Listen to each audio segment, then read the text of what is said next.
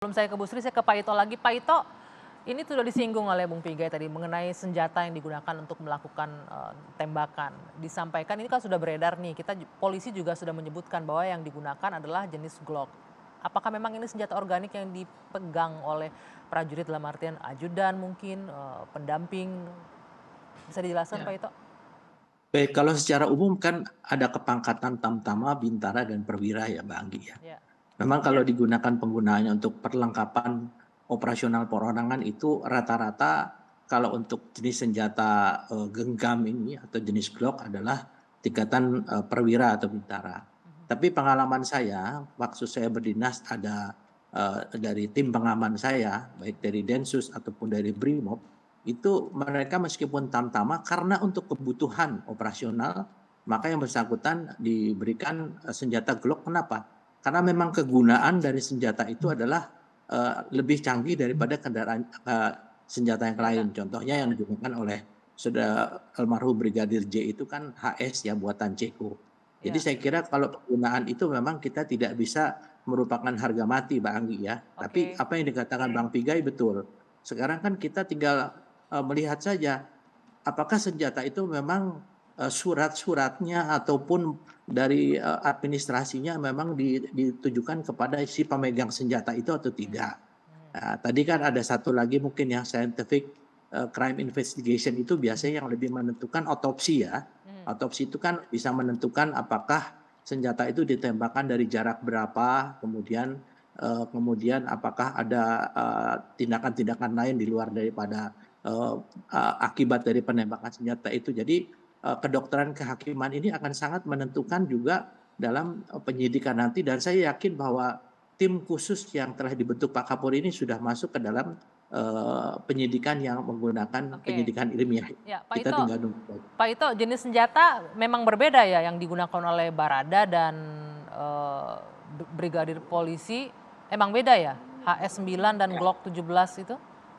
Yang jelas kapasitas atau kualifikasi atau kemampuan dari senjata itu pasti beda tergantung daripada negara pembuat atau pabrikannya ya Mbak ya. Dan itu pun juga kan Indonesia tidak membeli dari satu negara saja. Kemudian di sana memang kemudian dilakukan satu pemilahan siapa-siapa yang menggunakan senjata tersebut. Sebagaimana saya sampaikan, kita juga melihat daripada kebutuhan karena kan untuk pengawal ya biasanya kalau Artinya pertama biasa untuk Barada menggunakan Glock itu ya Pak Ito ya?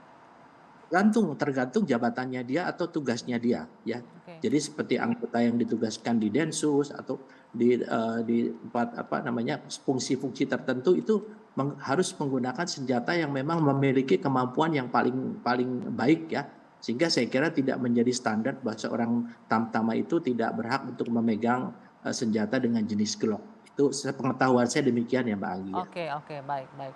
Bu Sri, kalau dari Anda sendiri melihatnya seperti apa Bu dengan ini jadi sorotan publik luar biasa. Ada banyak kejanggalan tadi Bung Piga udah menyebutkan mulai dari penggunaan senjata. Tadi Pak Ito udah menjelaskan ya bisa saja walaupun di posisi tamtama bisa menggunakan Glock. Kemudian ada juga CCTV. Sebelum dijawab saya mau tampilkan dulu ya. Ini tanggapan dari atau pernyataan dari Ketua RT di lokasi kejadian. Kita bisa tampilkan untuk kita saksikan bersama. Disebutkan bahwa kondisi CCTV-nya itu, ini Ketua RT geram, CCTV komplek diganti polisi usai baku tembak di rumah Irjen Pol Verdi. Saya ini jenderal katanya begitu. Nah, Bu Sri, Anda juga pernah turun on duty di mana-mana lah ya sebagai Kapolres juga, Kapolsek juga, dan terakhir sebagai Pati juga. Artinya sudah bisa juga melihat dari kasus ini apa yang menjadi catatan yang mungkin bisa menjawab pertanyaan publik saat ini nih Bu Sri atau kejanggalan-kejanggalan yang muncul di publik.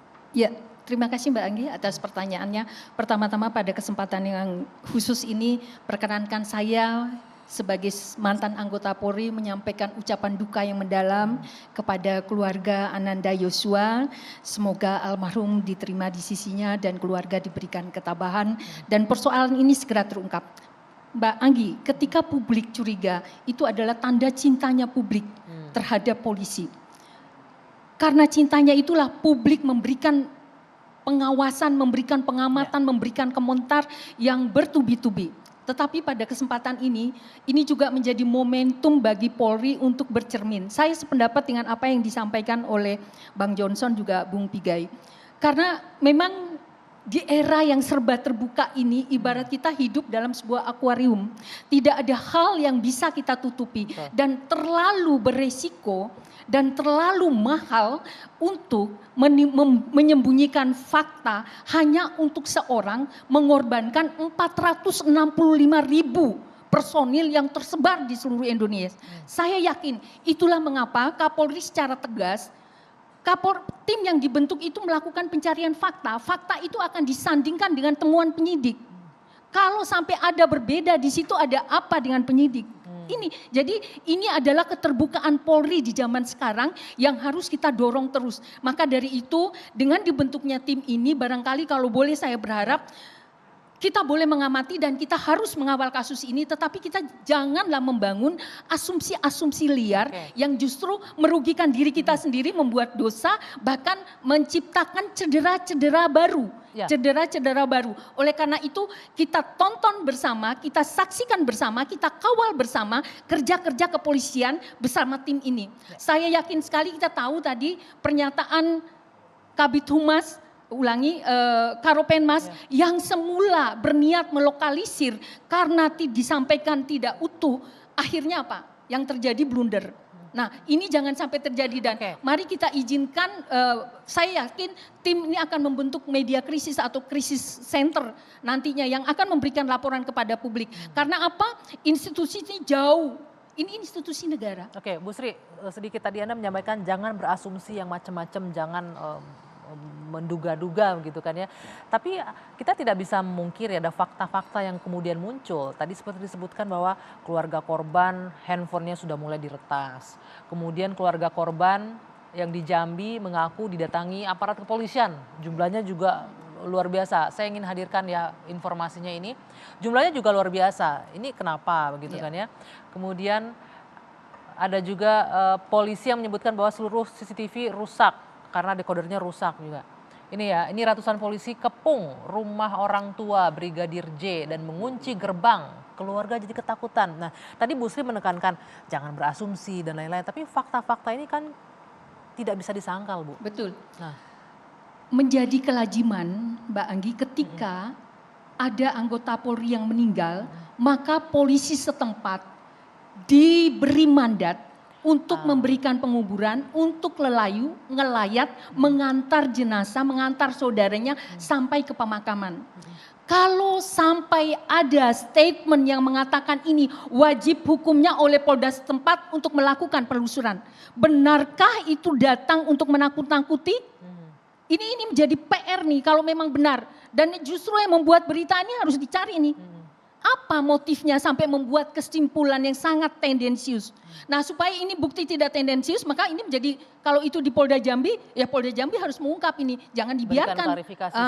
Jadi kenapa hal ini tidak bisa dibiarkan karena negara ini punya institusi kepolisian adalah institusi yang menjamin keamanan ketertiban dan penegakan hukum, memberikan rasa keadilan di masyarakat. Kalau rasa keadilan di masyarakat diharapkan dari pegawainya aja tidak bisa didapatkan, publik mau mengharapkan dari mana? Jadi sekali lagi Mbak Anggi, dengan pembentukan tim ini adalah respon yang sangat terbuka.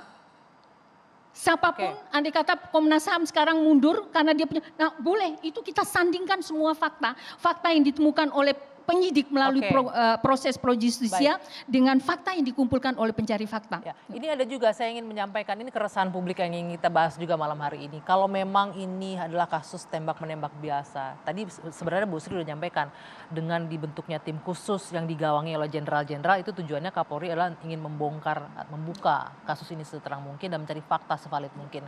Tapi ada juga orang yang berpendapat ini kan hanya kasus tembak menembak biasa yang melibatkan bukan mengecilkan ya, melibatkan prajurit. Kenapa sampai harus sesibuk itu terkesan institusi? Tapi nanti Bu dijawab ya. Kita jeda dulu. Dua Sisi akan kembali sesaat lagi.